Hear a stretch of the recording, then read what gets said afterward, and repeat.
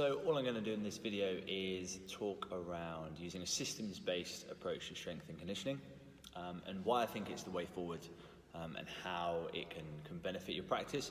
And one of the main things that's prompted this topic conversation or wanting to make this video is that it seems to me the biggest thing that strength and conditioning coaches struggle with is time and doing everything else outside of coaching. Whether it's data collection, programming, all of those things, we end up doing either early, before we're coaching, before we're in the gym, before we're doing what we need to do, or late, and then it eats into your personal time and your private time, and kind of defeats the point of having a job that you love with all the flexibility and the interaction, because you then lose out on that life outside of work, because you're sat programming till 12 at night, or you're putting data in, or you're trying to collate data and visualize it at 2, 3 in the morning.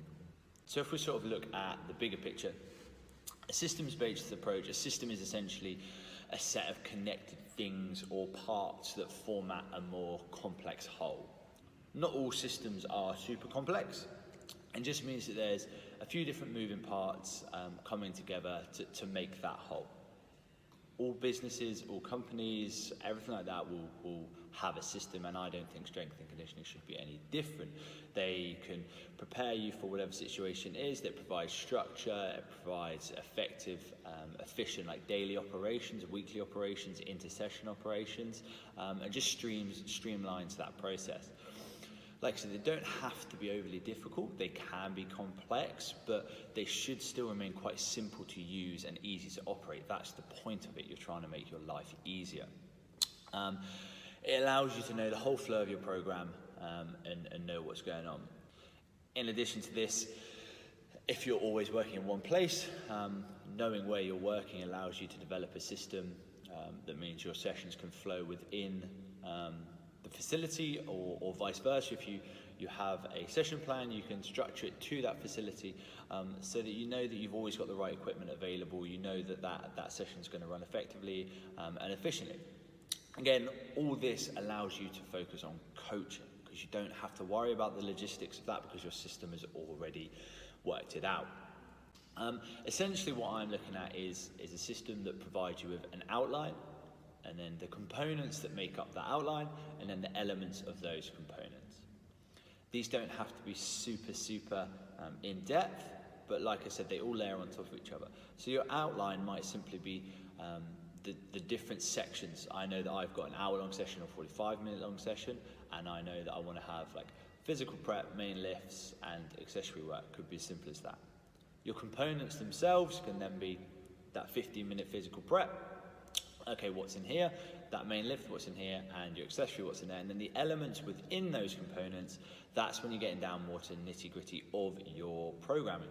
But you can also set a system on that. So your component could be main lift, but the elements within there could be split into hinge, squat, push, pull, trunk. They can be as complex or as simple as you like.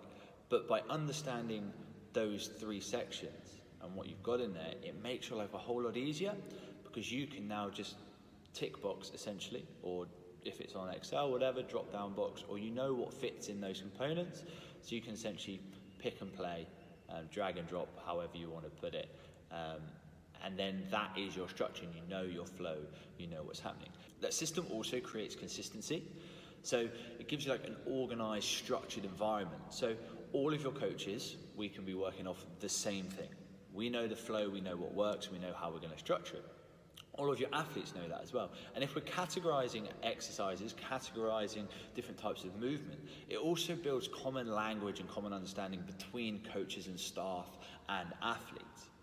So even if it's a case of, I know that I'm going to call them hinge movements or knee dominant, or I'm going to split it into knee dominant, hip dominant, or just simply what you call your exercises.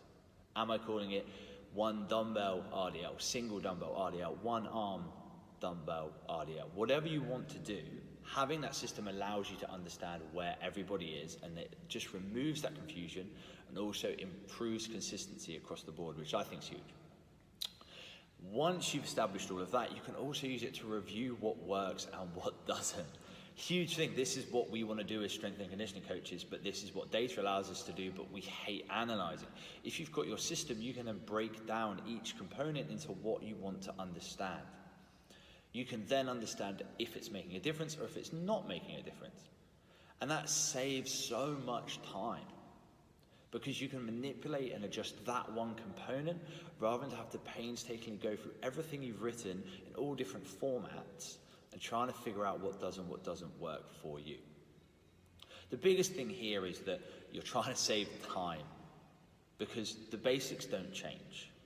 You will have a system, you just won't realize it, and the human body provides a built-in system. We have those movement patterns, we have different categories. It just is up to you how you want to develop them within your own personal model. But they remain the same, they remain constant, so you don't keep having to go back to that. Also, in addition to that, it allows you to coach. Because you've saved that time, because you've streamlined that whole process, it means when you get in there, your athletes, your coaches, and you know what's going to happen, so you can focus on coaching, on that technical point of view, building that rapport, having those conversations, and not having to worry about the logistics of what's going on. So that tailored coaching, but within your system, allows you effectively to support every single athlete, but every single coach, whatever level they're on, but within this same holistic, structured environment, which again just streamlines and saves so much time. So developing that system can be complex, can be simple, but whatever happens, it needs to save you time. And personally, I think that's the way to go, particularly if you're working with a large group of athletes.